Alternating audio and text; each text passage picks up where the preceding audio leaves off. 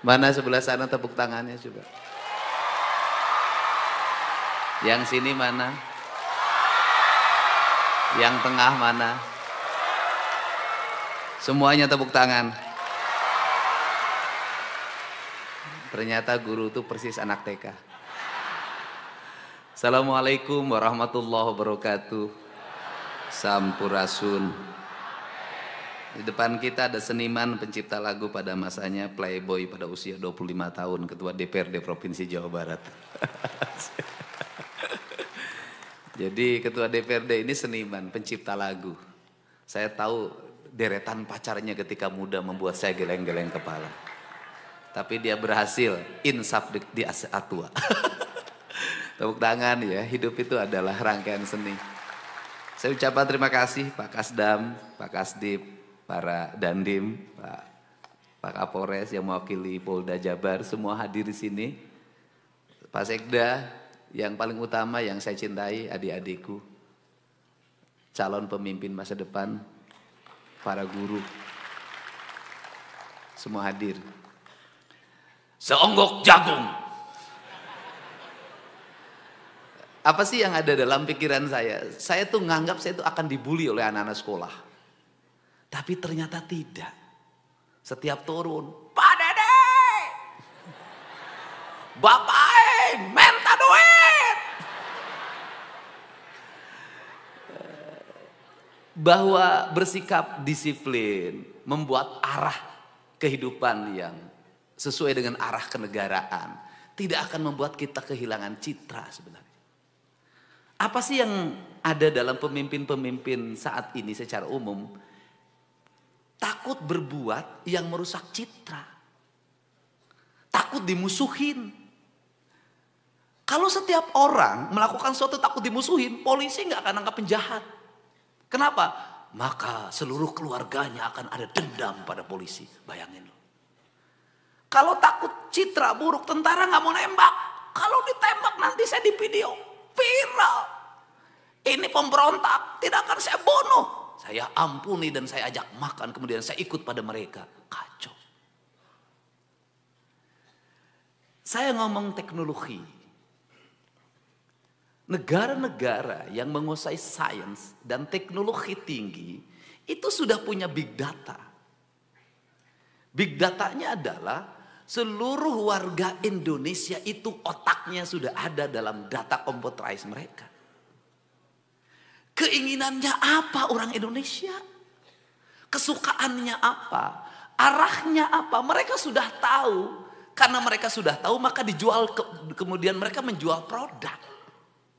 Produk yang mereka jual sesuai dengan pikiran kita.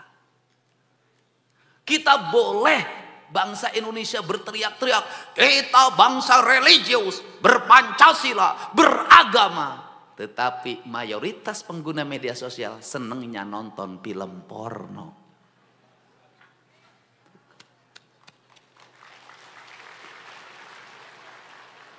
Kita ini bangsa yang pura-pura. Cek. Di depan orang. Kamu pakai baju tidak sesuai dengan kaidah. Di belakang. Halus ping-ping na ayin.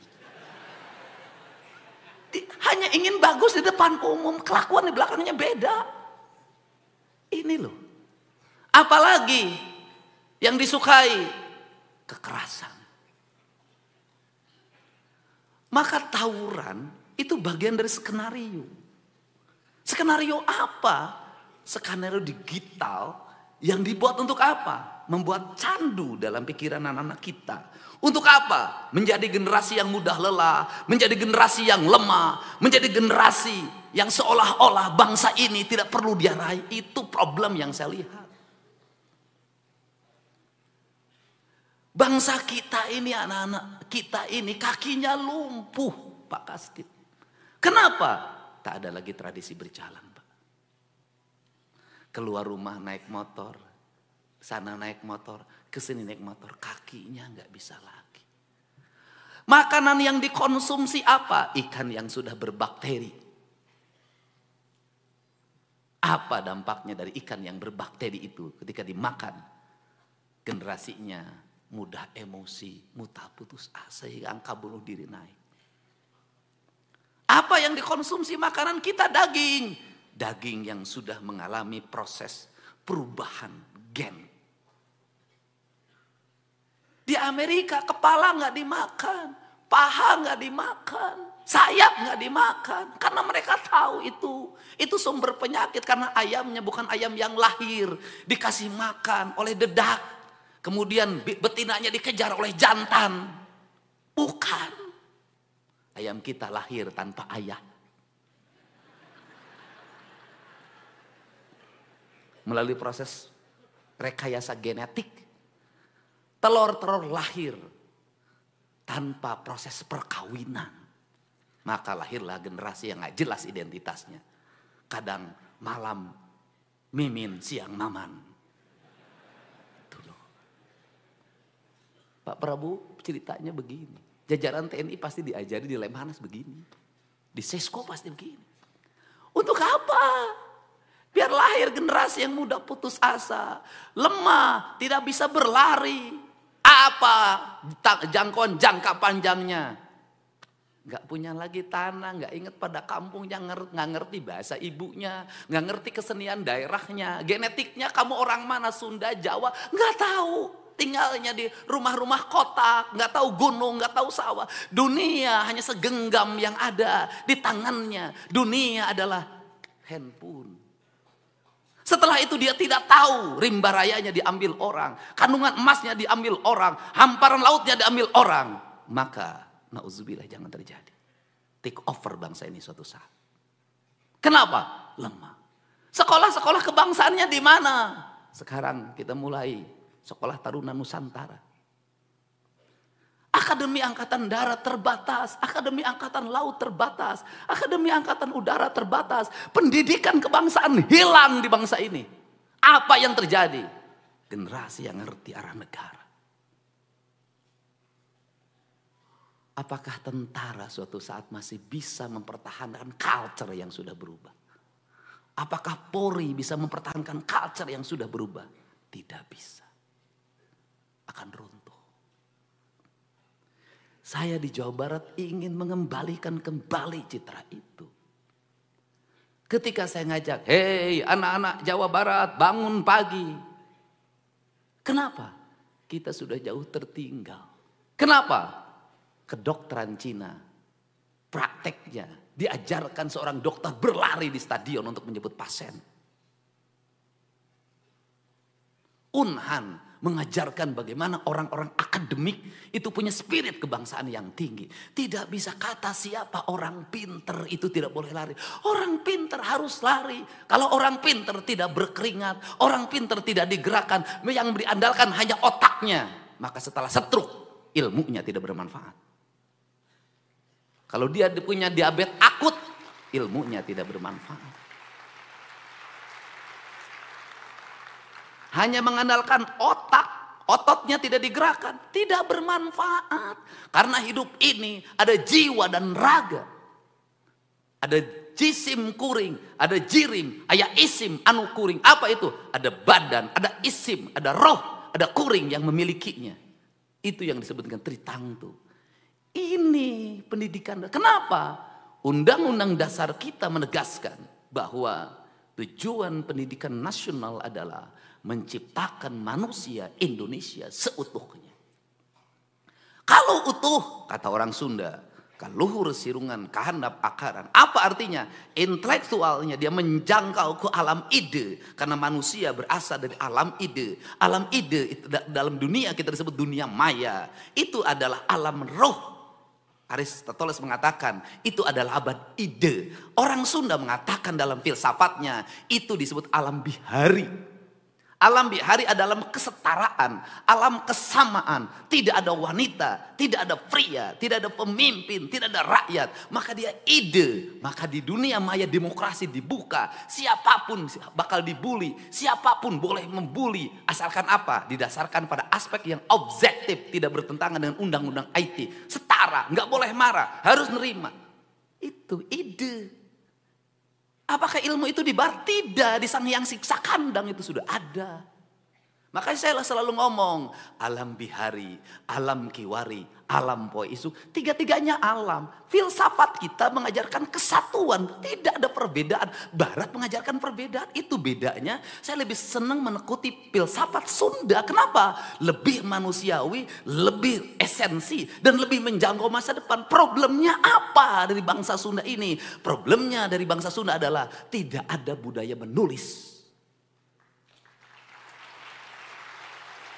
Kenapa tidak ada budaya menulis? Karena dia menggunakan kekuatan rasa. Dan kemudian tidak ada pengakuan. Tidak ada yang ribut sekarang. Tidak ada hak cipta. Ti aloh KBD. Aloh. Karena di Sunda itu sosialisme. Tidak ada kepemilikan. Maka seluruh karya sastra, karya filsafat, karya ilmu pengetahuan tidak ditulis. Hanya dalam bentuk cerita. Kenapa? Teagul kue payung butut. Tidak ada. Anda cari itu cerita Lutung Kasarung karya siapa? Cerita si Kabayan karya siapa? Cerita Dayang Sumbi karya siapa? Semua tidak ada karya siapa. Semua orang boleh menggunakannya. Kenapa? Karena tidak dikenal kapitalisme. Itu problem. Tetapi problemnya tidak terbukukan. Problemnya tidak tersampaikan dalam narasi akademik. Saya memilih ini hari ini. Kenapa saya memilih ini? Kapan? Ini Purwanto teman saya sejak HMI. Sejak saya menjadi wakil bupati saya menemukan. Oh arah bangsa itu ini loh. Oh ini kemajuan itu. Oh ini capaian ini. Oh ini. Makanya 15 tahun yang lalu saya pasti dihajar di mana-mana. Waktu itu belum zaman medsos. Maka saya cepot. Saya adalah klinik. Saya orang musyrik. Saya tidak pernah takut. Kenapa? Yang saya yakini adalah kebenaran menuju kemajuan. Nah, jadi saya ngajarin apa? Kemiskinan jangan terus-terusan dieksploitasi saja. Kenapa?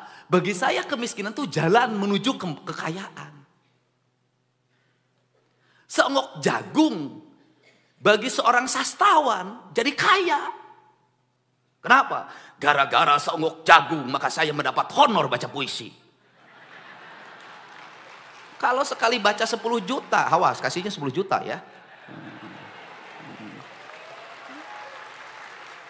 Ini boleh tanya Kang Iman, saya pertama jadi bupati, yang saya undang ke siapa? Iman Soleh. Soleh memang dia, walaupun wajah ganteng, istrinya satu. Ya, saya juga tidak tahu istri satu itu karena penghasilan terbatas sebagai dosen. Makanya Kang Iman gak boleh jadi anggota DPR. Nanti takut berubah. Nah ini saya kenapa? Saya ingin ngajar. Orang aneh. Wakil bupati manggil baca puisi. Orang lain bukan itu. Kenapa? Saya ngajarin orang sastra. Saya ngajak Kang Iman keliling sekolah SMA di Jawa Barat dulu waktu saya jadi Bupati Purwakarta. Udah keliling baca puisi. Kenapa? Ini karya. Kenapa? Tidak ada peradaban sebuah bangsa menuju kemajuan tanpa karya sastra. Nggak ada. Oke. Kita ini kan dari seonggok jagung itu Anda jangan menyerah. Bapak saya miskin, hanya kuli buruh tani. Bersyukurlah Anda menjadi kuli buruh tani bapaknya. Kenapa? Kamu punya mimpi menjadi tuan tanah pada suatu saat.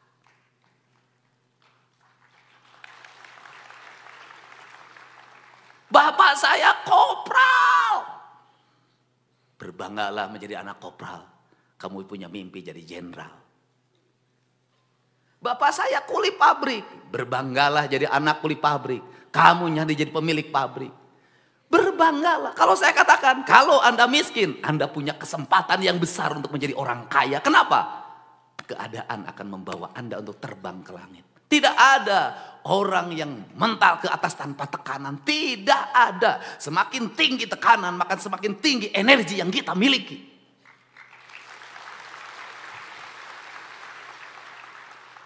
Kenapa Cina, Tiongkok mengalami kemajuan yang pesat? Dia berpikir penduduknya banyak. Sumber daya alamnya tidak memadai. Maka dia terus saja berpikir pemimpinnya. Apa yang terjadi hari ini? Energi yang besar. Saya lahir Dari anak ke-9 bersaudara, bapak saya palang 3, prajurit kepala. Pensiun 25 tahun. Saya ngalamin tidak makan 3 hari 3 malam. Saya ngalamin di sekolah dibully karena badan saya kurus. Saya ngalamin di SMP disebut si unyil. Karena saya hidup di antara anak-anak angkatan udara Lanut Kalijati dan bal saya paling kecil. Kulit saya hitam, badan saya borok. Saya ngalamin ke sekolah menggunakan sepeda. Harganya 3.500 rupiah yang saya beli sendiri dari hasil nabung di celengan kaleng. Saya ngalamin ditolak ketika SMA.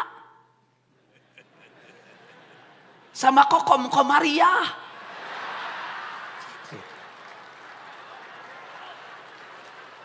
Masih ingat nama itu sampai sekarang. Sama Nur, tolak saya. Kenapa? Nggak tertarik sama saya. Orang ke sekolah naik motor, saya ke sekolah naik sepeda, SMA. Orang pulang sekolah nongkrong, merokok, nonton bioskop, ngalah solo di kebun karet. Saya tuh ngalamin Pak, mikul kayu bakar. Ada orang yang ditaksir saya sebelah sana, malu lewat, saya lewat sungai. Jadi kalau cerita Garut Pak Sekda, saya ketika ditolak oleh perempuan diajakin oleh teman saya namanya Iyep. SMA itu, kelas 2. Sudah capek bikin suratnya. Kenapa kan harus beli kertas surat yang harum ada tulisan Lope? Kita pengalaman hidup ini, prihatin itu. Tak ada keprihatinan. Udah beli itu dan untuk mendapatkan itu saya harus jual kayu bakar. Demi kamu, Komaria. Dan Nur. Itu dan waktu itu harus nulis, aduh saya malam hari jam 12 selesai tahajud. Dengan harapan diterima, hujan jatuh, airnya merintik, genteng bocor rumah saya. Tak bisa, aku harus percaya diri. Teruntuk Kokomu Komariah di peraduan.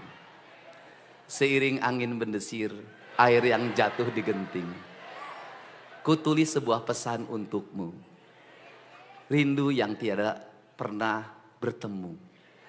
Hari selalu ku nanti untuk melihat dirimu walaupun dari jauh. Sastra. Aku mengerti aku ini siapa. Tak layak aku untuk meraihmu. Kulitku yang hitam, badanku yang berbalut getah karet yang selalu kupikul dalam setiap waktu. Tak memungkinkan aku untuk menemuimu yang anak seorang guru agama. Anak guru agama itu. Tapi rasa yang selalu membara ini tak pernah berhenti oleh pikiranku yang terasa putus asa. Kau menerima atau tidak, izinkan aku menyatakan bahwa aku mencintaimu.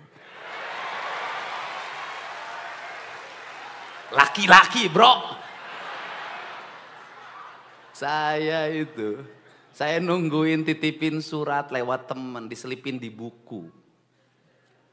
Nungguin, ada nggak dia nengok ya pulang sekolah? Enggak. Balas enggak.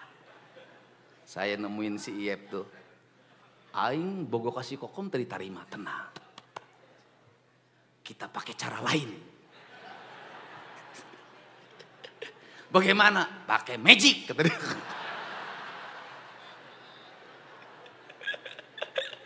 Yang angkatan sekolahnya 90-an lah ngalamin yang beginilah. Jadi bagaimana pakai magic? Udah puasa. Waduh saya puasa. Berapa hari? 40 hari. Waduh. Ya udah demi kokom. Saya puasa 40 hari Pak. Tamat. Nggak coba balas juga. Tingkatin. 40 hari. Tuh nggak balas ya tiap cain. Tingkatkan. Apa? Mutih. 40 hari. Maksudnya mutih gimana? Makannya hanya nasi putih tanpa apapun, minum air putih. Aduh, ya kita jalanin demi kokom. Aduh itu belum juga. Naikkeun wae, tambah lagi, mati geni. Aduh, 3 hari 3 malam nggak boleh keluar kamar tanpa bicara. Ngalamin saya. Habis itu lagi, apa lagi? Kata dia tuh, kita harus mandi 7 sumur. Aduh. Ya oke. Demi cinta saya bilang. Ngalamin Pak, saya tengah malam itu anak muda, kelas 2 SMA. Dari satu hulu sungai ke hulu sungai lain. Apa lagi? Harus bakar, apa lagi? Daun padi. Aing tamat tapi ke SMA anggeus si kokom teh daekeun. Dan menurut kabar kokom itu menikah dengan anggota Polri. Di Polsek. Apa sih sebenarnya pelajaran dari situ? Pada saat itu untuk meraih cinta harus berkorban, bekerja. Inginnya buat kokom, puasanya untuk diri sendiri. Tirakatnya untuk diri sendiri, apapun untuk diri sendiri. Akhirnya guru, saya belajar silat waktu itu. Guru silat saya mengatakan, wah aing tirakat wae angger teu payu bah, namanya Bah Jaja itu. Kata Bah Jaja itu, "Hey, Dedi, lamun hayang menang perah kudu perih tapi lain ngadahar cengek. Begitu digegel terus lada. Lain. Engke hiji waktu maneh bakal dipikar resep ku awewe. Nu jumlahna loba." Saya baru tahu. Ternyata baru sekarang usianya setelah umurnya 50 tahun. Aku memang ditinggalkan oleh satu wanita tapi dikejar oleh ribuan wanita.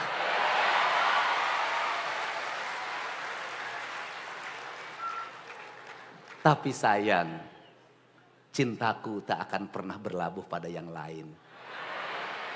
Kecuali Hyang Sukma Ayu. Dan sampai hari ini Hyang Sukma Ayu sambil menduk bubuk dada mengatakan, "Ayah, jangan nikah lagi." Kenapa? Ayah punya Hyang. Hyang tidak mau ada saingan. Demi untukmu, aku rela untuk tidak nikah lagi di depanmu.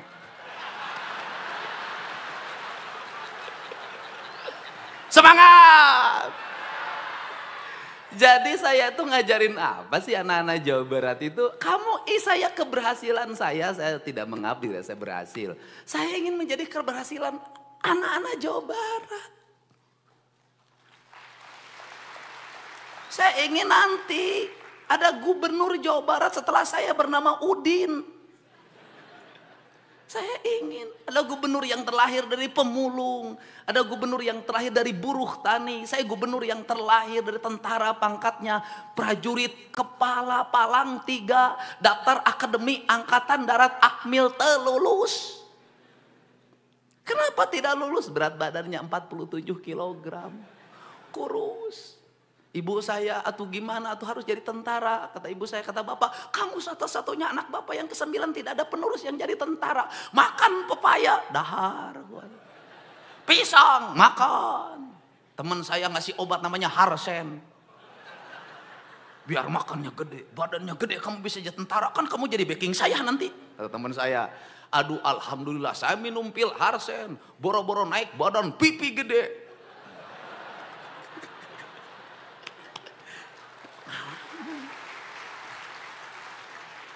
Daftar secaba, terlulus.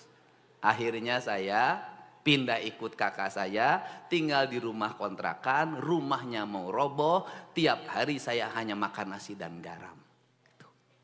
Setelah itu apakah saya berhenti? Tidak. Saya bilang ke kakak saya mau kuliah. Di sini aja STH Purnawarman Purwakarta. Uangnya dari mana, Det? Ya udahlah kuliah aja, nanti juga ada rezekinya. Saya ikut kuliah kelas karyawan. Muridnya hanya 30, semua pegawai yang ngeskarolot.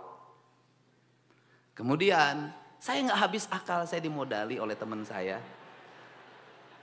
Saya dimodali oleh teman saya namanya Galih. Ingat saja sekarang pegawai Pemda Purwakarta. Jadi anak buah saya ketika jadi bupati, saya dikasih uang waktu itu 1 juta. Kemudian saya buka kantin, jualan bala-bala. Di sekolah jualan gehu, lemper.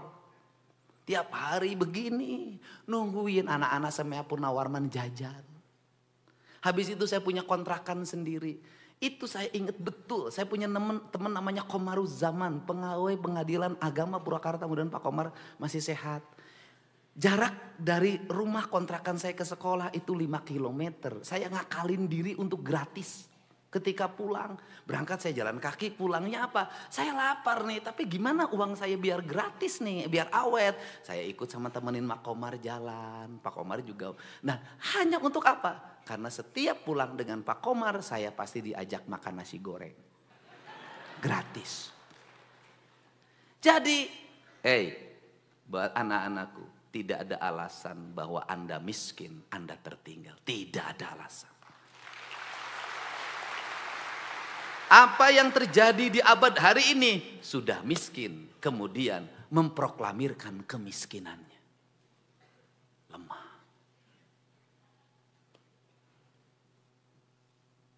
Harusnya apa? Sembunyikan kemiskinannya. Anda kerja keras. Kenapa? Apa yang hilang dalam tradisi pendidikan kita hari ini? Pinter-pinter kalau otaknya. Tapi lemah fisiknya, lemah mentalnya, kerja kerasnya lemah. Hidup dengan keluhan. Berkeluh kesah di media sosial. Terus kalau Anda berkeluh kesah di media sosial, emang orang simpati pada Anda? Tidak. Kerja keras. Kita ngomong guru.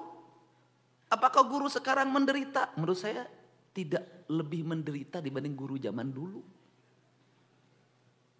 Ngomong kelas, saya kelas 1 SD muridnya 60. Satu bangkunya 3. Penyakitnya apa? Kopok. Kita ngalamin lah anak tahun 70 Bu Dokter, kopok, Bu kopok. Di kelas saya dari 60 murid, 10 yang kopok. Bayangin loh, guru zaman itu loh.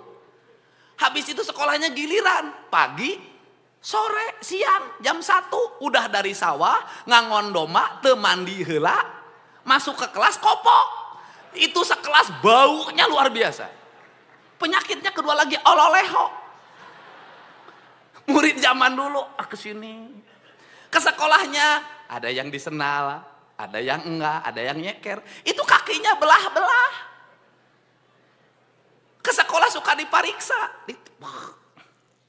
Hidung, untuk ngakalinnya pakai jalantah. Sudahlah, menderita Pak, menderita. Gurunya pakai kapur. Guru di mejanya disimpan itu pangebug. Bodoh sih ya. Saya termasuk anak yang 20 orang dari 60 tidak naik kelas. Dedi Mulyadi tidak naik kelas. Bodoh aing teh. Tiap hari gini aja ditangtungin suruh baca.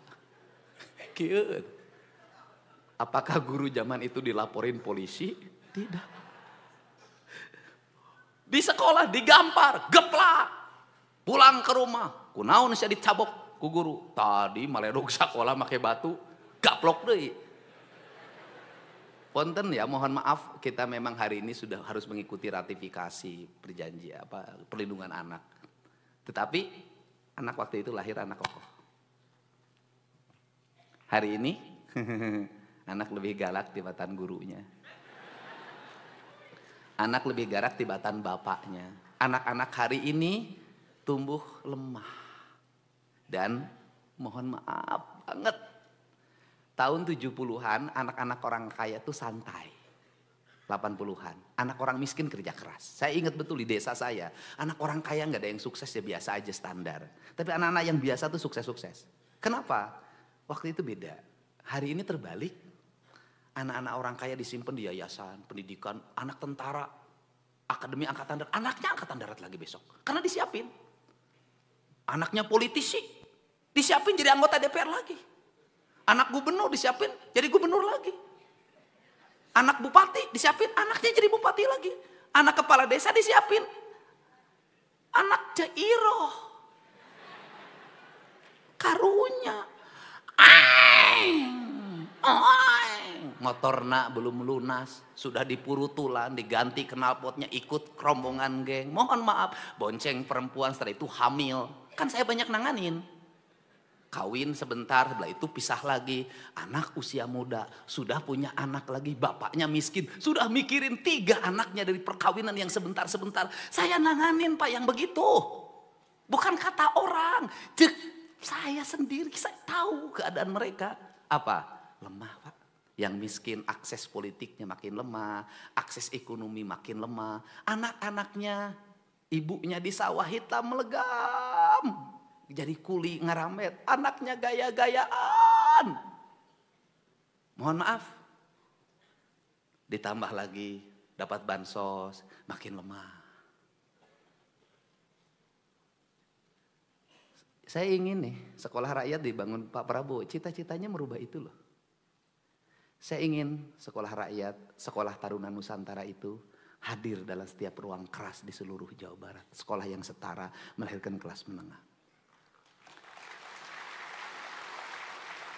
Sehingga saya tidak ragu kalau di Unpad kemarin mengumumkan, 10 fakultas kedokteran, 10 orang sini, saya biayain oleh Provinsi Jawa Barat, sini. Kedokteran, asal orang tuanya tidak mampu, tapi anaknya punya kemampuan dan keinginan. Saya ingin, ITB berapa orang yang nanti teknik sipil, geologi, kemudian arsitektur. Saya bilang sini, saya ingin minimal dalam setiap tahun itu ada 10.000 anak Jawa Barat dari keluarga biasa-biasa tumbuh jadi kelas menengah baru sebenarnya. Dan saya tidak akan ragu dengan Pak Ketua DPRD untuk mengalokasikan biaya. Uangnya dari mana itu? Pemda Jawa Barat kok banyak banget duitnya sekarang. Apakah mujak sama Nyi Ratu Kidul? Saya itu orang rasional, akademik. Tanya teman-teman dekat saya nggak percaya klinik. Enggak.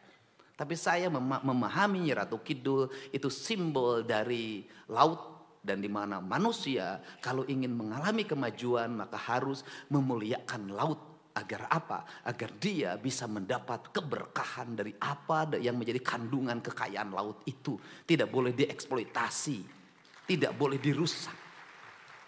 Kemudian simbol dari tanah disebutnya Sunan Ambu. Yang itu saya lambangkan ketika merah putih diserahkan di Gedung Pakuan. Untuk apa? Hari ini yang menjadi problem adalah tanah. Kenapa? Ada laut yang sudah disertifikatkan. Ada bantaran sungai disertifikatkan. Ada gunung disertifikatkan. Padahal itu hak negara untuk dikelola untuk kemakmuran rakyat. Ini problem. Yang ketiga adalah ada maung. Itu adalah uyut. Dan itu adalah simbol dari penjagaan hutan. Sebenarnya saya itu nilai itu orang Cina merumuskan tuh yin dan yang. Kemudian lahirlah seperti Nyi Ratu itu adalah Dwi Kuan Yin. Orang Eropa membuat lukisan Mona Lisa. Kita kelnik hayang benghar ka Nyi Ratu. Wah teu bisa, benghar mah kudu usaha.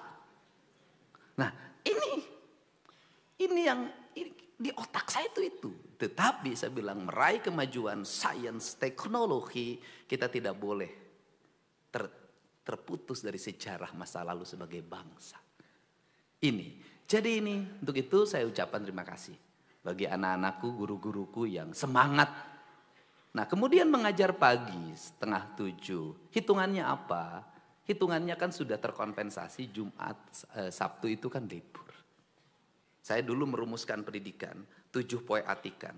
Yang satu adalah Ajeg Nusantara Senin, yang kedua Selasa Ajeg di Buanda, ketiga Rebo Maneh di Sunda, keempat Kemis Nyanding Wawangi, kelima Jumat nyuci kendiri, Sabtu Minggu betah di imah. Ini penting. Sekolah isi terus sampai siang. Kemudian Sabtu Minggu berkumpul dengan keluarganya di rumah, betah di imah. Rumah itu harus menjadi tempat di mana kehidupan kita nyaman, damai. Saya ini orang yang pergi kemanapun, jarang nginep di hotel, selalu pulang ke rumah. Karena bagi saya, rumah adalah tempat saya untuk berbahagia bersama anak saya. Itu. Maka rumah yang nyaman. Rumah yang nyaman lahir dari rumah yang bersih. Nah, ini yang harus kita bangun bersama. Jadi yang kita lakukan terserah orang mau mengatakan apa terhadap diri saya ingin punya anak-anak Jawa Barat itu hebat. Kenapa? Industrinya terhampar di mana-mana, tapi rakyatnya belum terserap dengan baik. Tanahnya subur, berantakan pengelolaannya. Saya ingin terus menata sungai, menata hutan, menata perkebunan, menata areal industri. Saya ingin terus, saya pas tangan, saya kepalkan terus. Saya ingin membangun kemajuan dan ingin saya melihat anak-anak Jawa Barat itu hebat. Nanti menguasai di berbagai bidang lini dan negara hadir untuk membuat pembiayaan riset, pembiayaan pendidikan, kelas. Saya sudah ingin membuat kelas itu beradab. Satu kelas, satu toilet. Satu kelas, satu toilet. Itu saya ingin berada. Guru-gurunya dibangun dan saya juga mungkin kalau guru SMA mah enggak ya, mungkin ya.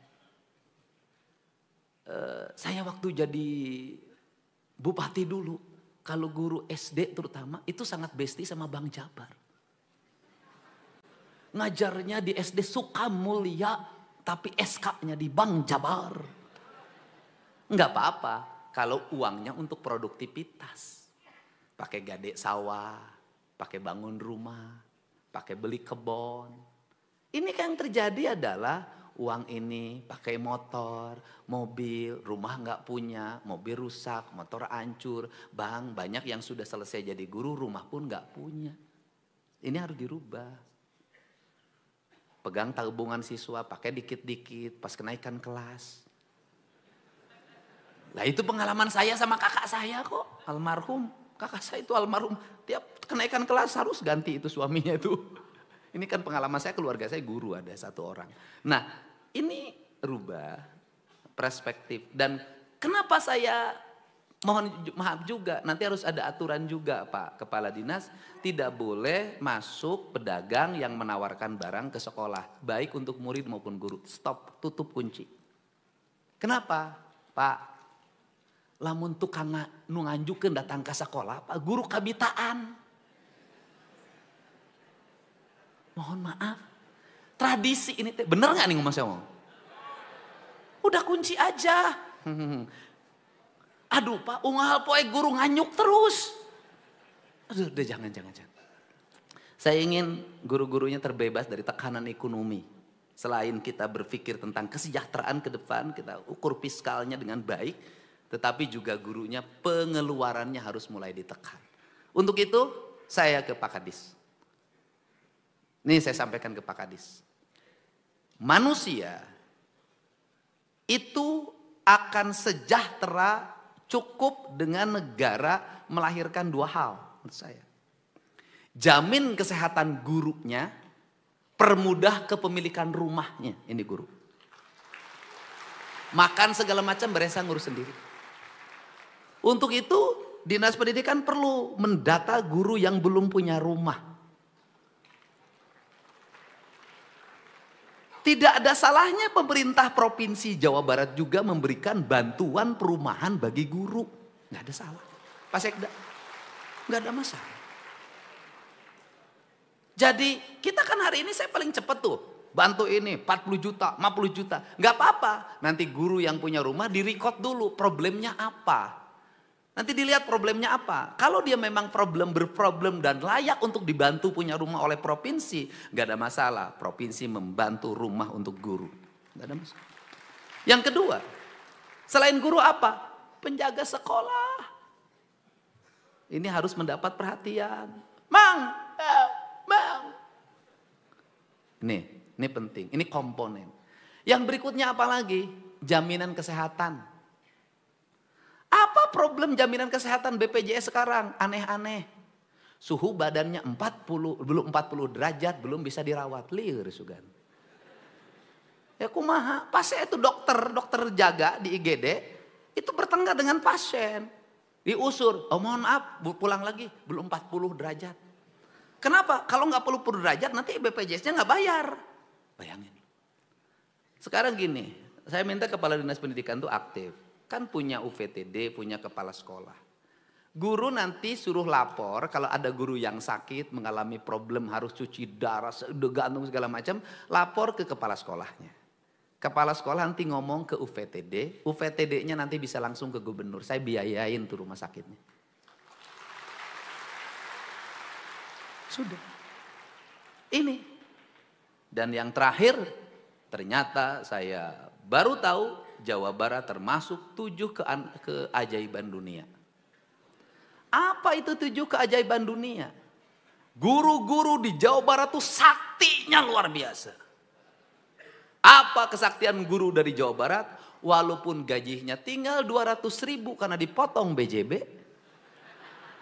Tapi masih bisa sekolah, beli skincare, bisa healing. Kan luar biasa, tepuk tangan. Dan yang paling baru lagi adalah apa kesaktian dari guru di Jawa Barat? Ngajarnya seni tari tapi bisa manjat tiang bendera. Ini hebat lah ya. Jadi multi talent guru itu. Jadi multi talent guru itu. Nah itu saya ucapkan terima kasih pada seluruh jajaran kepala sekolah. Semuanya kita akan terus memberikan solusi yang terbaik. Ruang-ruang kelas terus kita hari ini kita perbaharui, kita bangun karena anggarannya 0 dulu. 0, dari 0 loh Jabar itu. 0 pembangunan ruang kelas. Sekarang sudah bisa menjadi 1,3 triliun. Nanti ke depan terus. Dan kita kerjasama hari ini banyak terlibat pada Dandi membangun kelas-kelas di mana-mana. Itu akan terus saya targetkan seluruh sekolah di Jawa Barat 2027 sudah dalam keadaan sehat, bersih, tertata, berlistrik, berwifi, semuanya. Kepala-kepala sekolahnya tertata, visioner. Dan saya ingin mengembalikan kembali kepala sekolah ke kampung halamannya. Nggak boleh? Enggak, saya nggak setuju. Enggak. Jangan bikin rumit Pak Sekda, percepat itu. Kalau orang Tasik, ya jadi kepala sekolah di Tasik. Dan jangan jauh dari rumahnya. Di Sukabumi. Kembalikan, udah nggak boleh. Kenapa? Beban biayanya berapa biaya transportasinya? Udah. Dan saya minta Pak Sekda, saya kasih waktu hari Jumat mereka sudah dilantik kembali menjadi kepala sekolah.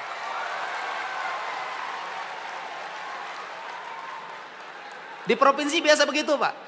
Jadi 1 jam SK harus keluar. 1 jam, 5 menit, saya selalu begitu. Makanya cepet. Kita serapan anggaran yang paling tinggi hari ini. Percepatan pembangunannya. Dan ya termasuk peran ibu bapak semua ya. Peran ibu bapak semua. Angka kepuasan publik terhadap Pemprov Jabar 85% menurut Litbang Kompas.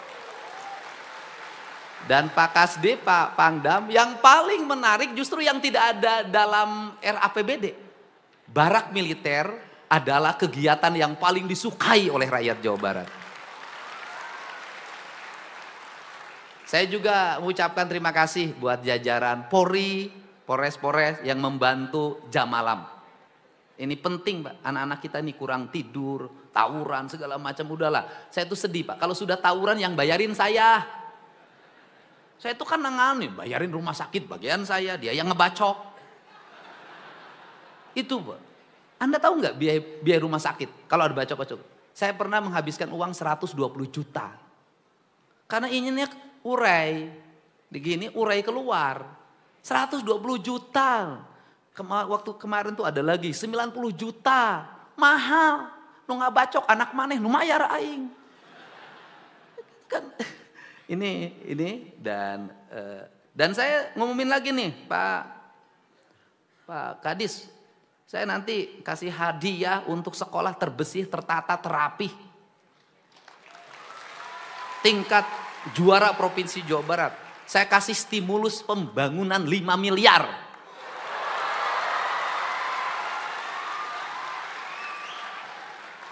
Itu yang juara provinsi ya. Yang pertama Pak Sekda.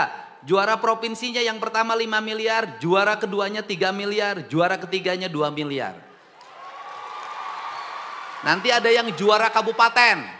Juara kabupatennya mendapat stimulus pembangunan 1,5 miliar. Saya kasih stimulus. Saya juga nanti tadi udah mikir. Kalau ada daerah yang sudah bebas tawuran, bebas kenakalan remaja, jam malamnya efektif, saya nanti mau ngasih hadiah buat Kapolres dan Dandimnya. Setuju? Setuju?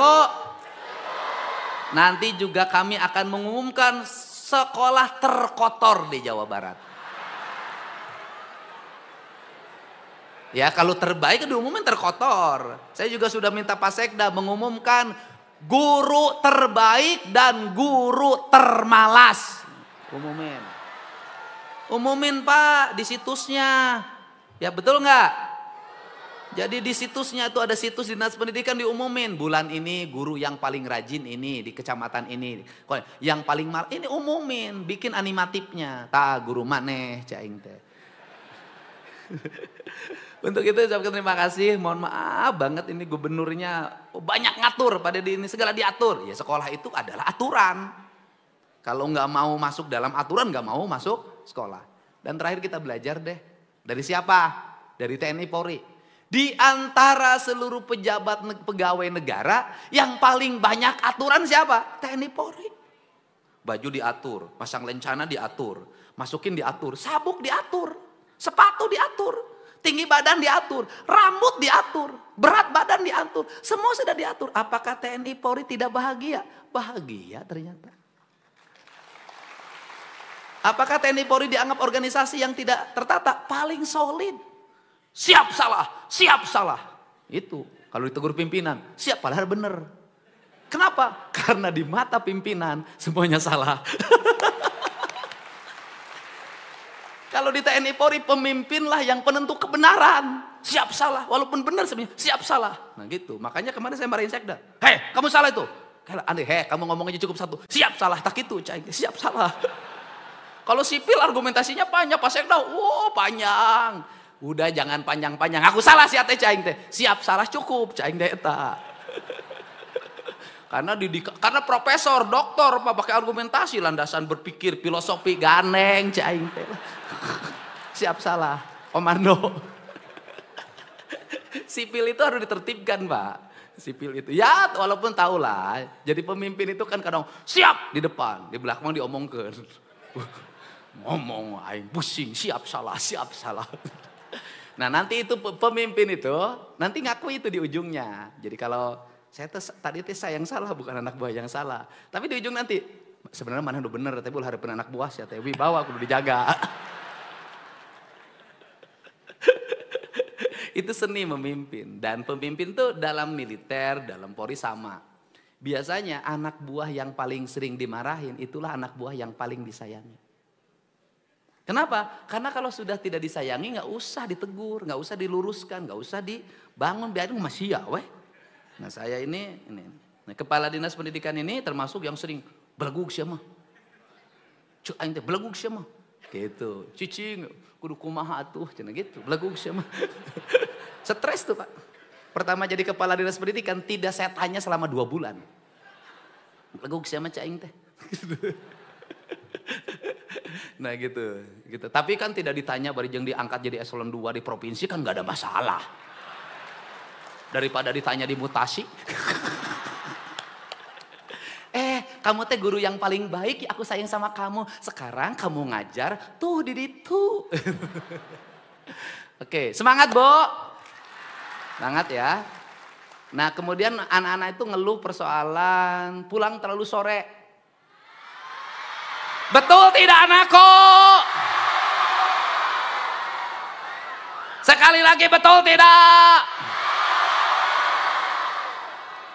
Saya tuh kan keluhan tuh karena sering nongkrong sama anak-anak. Apa sih masalah? Betul tidak Pak Guru? Mohon maaf juga Pak Kadisdik. Pulangnya jangan jam 3 Pak.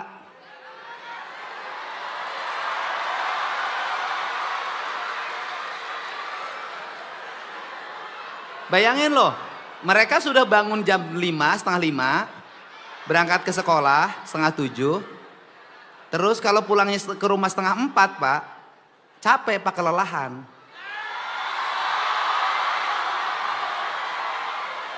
Dan memang mereka itu akan lebih bugar Pak kalau sekolahnya cuma 2 hari Pak. Wow.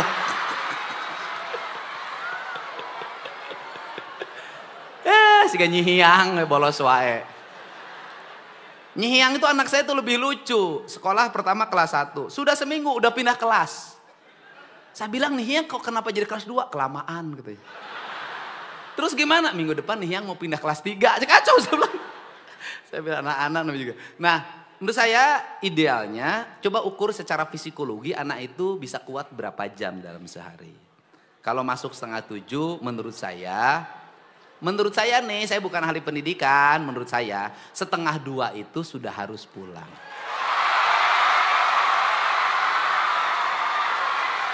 Setuju?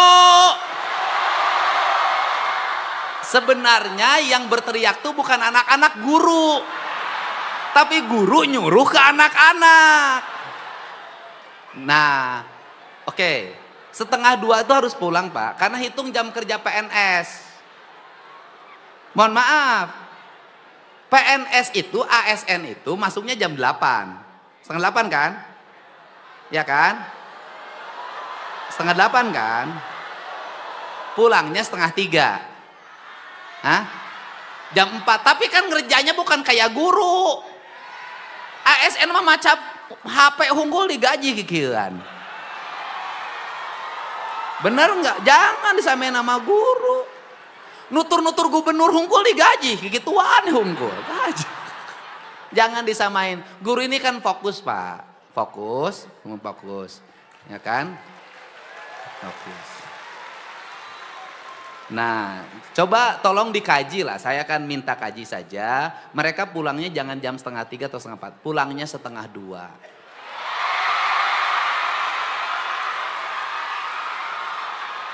Sampai rumah 2:30.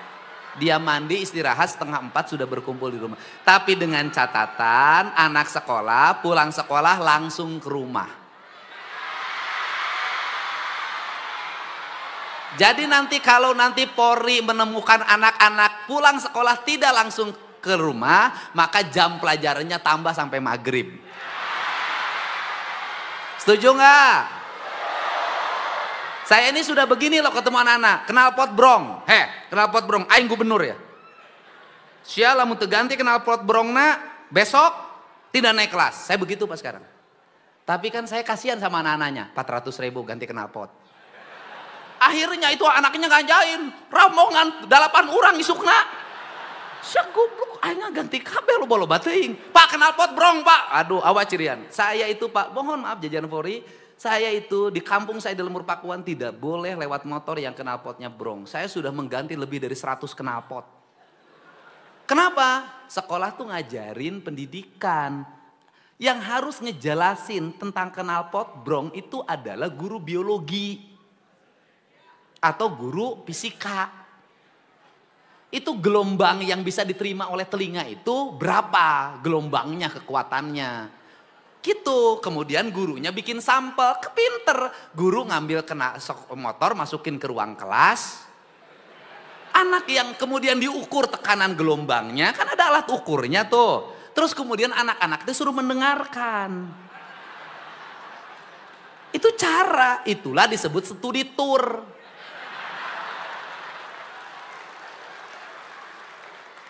Nah terakhir studi tour.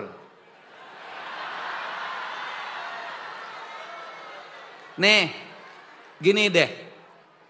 Pendidikan akan mengalami kemajuan kalau guru memiliki kewibawaan yang tinggi. Maka guru dalam strata zaman kerajaan itu kelasnya tinggalnya di altar. Guratnya gurat air, artinya dia kelas tinggi dalam lingkungan istana yang dia harus independen. Tidak boleh guru menjadi bahan ejekan. Kenapa saya menghentikan? Sekolah tuh nggak ada pungutan ini, tetapi saya sudah minta 2026 dana bantuan untuk sekolahnya ditingkatin. Untuk apa? Mengcover kekurangan-kekurangan yang dilarang oleh gubernur. Betul nggak?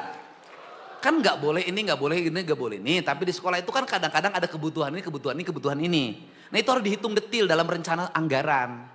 Gitu loh. Saya ridho kok, nggak ada masalah. Yang kedua adalah studi tour ini, saya melihat kok guru kok nggak ngerti makna studi sih. Studi itu kan proses pembelajaran, tour itu perjalanan. Artinya perjalanannya untuk melakukan penelitian. Untuk melahirkan karya ilmiah, jurnal kalau dalam istilah akademik. Jadi nggak usah jauh-jauh belajar itu. Kenapa? Di lingkungan sekolah aja bikin studi tentang penelitian sampah. Organik, anorganik. Di belah itu ada taman, bikin studi. Ada tanah, bikin studi. Ada air, bikin studi. Sudah aja bikin studi. Itu bakso, mie ayam, seblak. Yang di depan sekolah tuh bawa ke lab. Dibikin studi. Kadar lemaknya berapa, proteinnya berapa, apa dampak bagi kesehatan manusia. Lahir orang-orang cerdas. Sekarang tuh gak peduli. Mohon maaf, saya sangat peduli pada pendidikan. Saya tinggal di Subang, lewat namanya SMA 2. Sama apa tuh, stiper apa tuh. Berantakan. Saya tuh gak pernah ngomong APBD. Bongkar, beresin, saya bayarin. Selesai rapi. Sekolahnya dan ke depan mohon Pak Sekda koordinasikan dengan PU.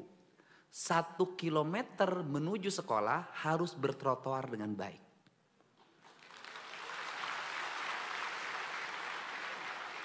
Kilometer. Nanti ada haltenya, ada taman-tamannya, ada air yang siap minum. Nanti anak-anak sekolah itu bergandengan dengan pacarnya nggak apa-apa. Emang nggak boleh? Pak, saya juga dulu pengen, cuman nggak kesampaian. Nggak apa-apa. Sambil nyanyi lagunya Iwan Fals. Zaman dulu, jalan bergandengan tak pernah jajan-jajan. Saya ingin itu berada, saya tuh di otak saya itu sekolah tuh pusat peradaban. Sekolah itu, nah ini karya-karya ini harus muncul gitu, bukan rutinitas. Saya ingin tertata, maka program di saya hari ini adalah jalan menuju sekolah, itu prioritas. Anda tahu nggak, 2026 itu pemerintah provinsi akan membangun jembatan senilai 26 miliar, yang itu jembatan hanya digunakan rakit untuk anak sekolah yang 4 orang. Saya nggak ada masalah. Ini penting. Dan kemudian guru-guru lapor lagi di seluruh Jawa Barat, nggak boleh lagi ada anak sekolah lewat sungai bergelantungan, nggak boleh. Saya pasti bangun, cepat selesaiin. Mau kewenangan desa, mau kabupaten, nggak ada urusan saya. Karena itu adalah martabat pendidikan di Jawa Barat. Mau SD, mau SMP, nggak ada urusan saya. Ini penting. Dan saya juga punya mimpi. Punya mimpi apa? Punya mimpi ke depan ada bis sekolah. Itu mimpi. Ini mimpi ya, ini mimpi. Untuk daerah mana? Daerah-daerah yang tidak terjangkau oleh transportasi. Nah, saya dulu waktu bupati mewujudkan itu Pak. Masih ada tuh mobilnya. Jadi Pak Sekda data sekolah-sekolah yang jarak ke sekolahnya jauh dan belum terjangkau oleh sarana transportasi publik. Nggak ada masalah, nanti kerjasama TNI, kerjasama Polri, kita berikan bis, kita berikan mobil-mobil yang 24-30. Dulu saya sopirnya itu Koramil. Waktu di Purwakarta. Ketika naik mobil mereka selalu menyanyikan lagu-lagu nasional. Pendidikan. Nanti juga bisa ada Babinsa, Babin Kamtibmas. Udah bisa nyetir. Gak apa-apa. Pagi-pagi nganterin anak ke sekolah siapin mobilnya. Mobilnya milik Pemprov, serahin sama mereka. Suruh dikelola. Kan gitu, kan gak ada masalah. Nah ini yang dibangun. Jadi untuk studi tour ini saya ingin lagi, apalagi yang saya inginkan, nggak boleh lagi guru jadi bahan nyinyiran bulian orang tua siswa. Nggak enak dengernya Pak, saya, aduh mah guru nawe yang gratis jeung keluargana, aduh. Kenapa? Nanti ada tahapnya Pak, saya juga ada tahapnya menyadarkan orang tua. Apa itu? Kalau anaknya jajan 30.000 nggak pernah ribut. Anaknya beli baju yang harganya mahal gak pernah ribut. Anaknya beli motor gak pernah ribut. Tapi giliran beli seragam sealam dunia tahu semua. Ini juga harus dibenerin orang tuanya. Anaknya jajan 30.000, sekolah 100.000 saja infak, ribut di media sosial. Anaknya nonton konser gak ribut. Anaknya nonton kesana kesini gak ribut. Giliran kenaikan kelas. Ada iuran untuk bikin tenda, ribut. Kenapa? Ini problem. Sehingga apa sih yang ada dalam pikiran saya? Yang ada dalam pikiran saya ini adalah jangan sampai negara sudah memberikan subsidi lewat dana BOS, lewat BPMU dan lewat kebijakan pembangunan pendidikan termasuk infrastruktur dengan jumlah puluhan triliun.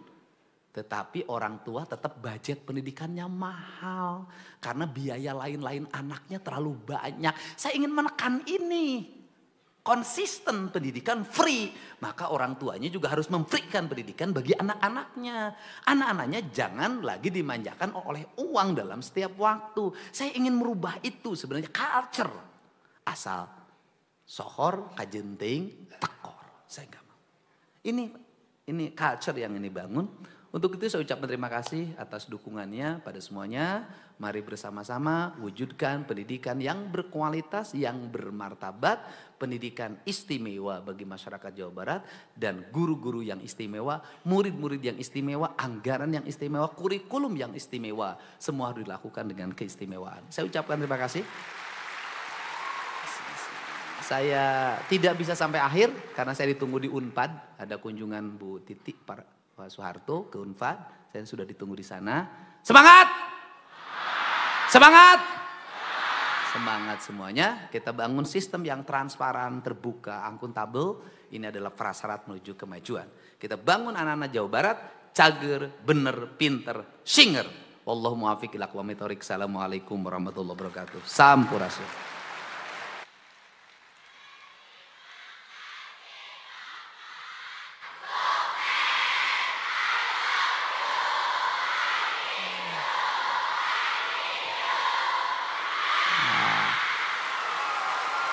Terima kasih anak-anakku dan guru-guruku semua. Semoga kalian semua menjadi orang-orang yang sukses.